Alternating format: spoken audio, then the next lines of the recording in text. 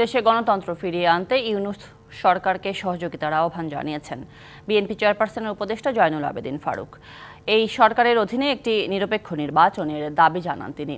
গণতন্ত্র সুসংহত করতে সবাইকে ঐক্যবদ্ধভাবে কাজ করার আহ্বান আরেক নেতা সালাউদ্দিন আহমেদের। যত দ্রুত দেশে নির্বাচন হবে জনগণের জন্য ততই মঙ্গল হবে বলে জানিয়েছেন বিএনপি মহাসচিব মির্জা ফখরুল ইসলাম আলমগীর। নোয়াখালীর সেনবাগে বন্যা আক্রান্তদের মাঝে নগদ অর্থ বিতরণ অনুষ্ঠানে যোগ দেন বিএনপি চেয়ারপারসনের উপদেষ্টা জয়নুল আবেদিন ফারুক। বলেন, এখনও দেশবিরোধী ষড়যন্ত্রে লিপ্ত পতিত আওয়ামী লীগ সরকারের দোসররা।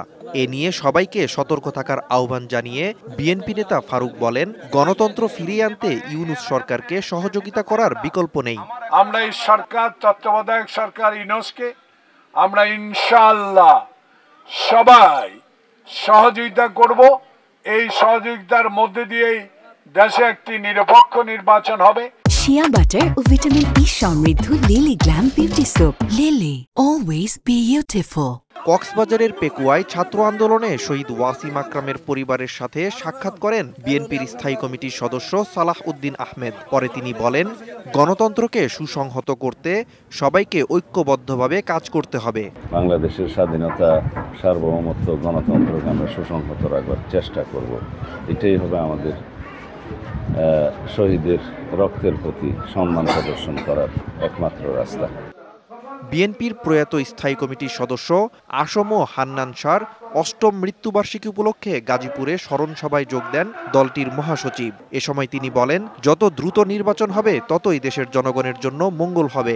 যত দ্রুত নির্বাচন করা যাবে ততই দেশের জন্য মঙ্গল হবে। যত দ্রুত নির্বাচিত সরকারকে আনা যাবে ততই দেশের জন্য কল্যাণকর হবে। সুতরাং আমরা মনে করি অতি দ্রুত সংস্কারগুলোকে সম্পন্ন করে একটা নির্বাচনের ব্যবস্থা তৈরি করে একটা নির্বাচিত পার্লামেন্টের হাতে, জনগণের হাতে ক্ষমতা হস্তান্তর করতে হবে। এ সময় তারেক রহমানের বিরুদ্ধে সব মামলা প্রত্যাহার করে দেশে ফেরার সুযোগ করে দিতে অন্তর্বর্তী সরকারের প্রতি আহ্বান জানান বিএনপি মহাসচিব।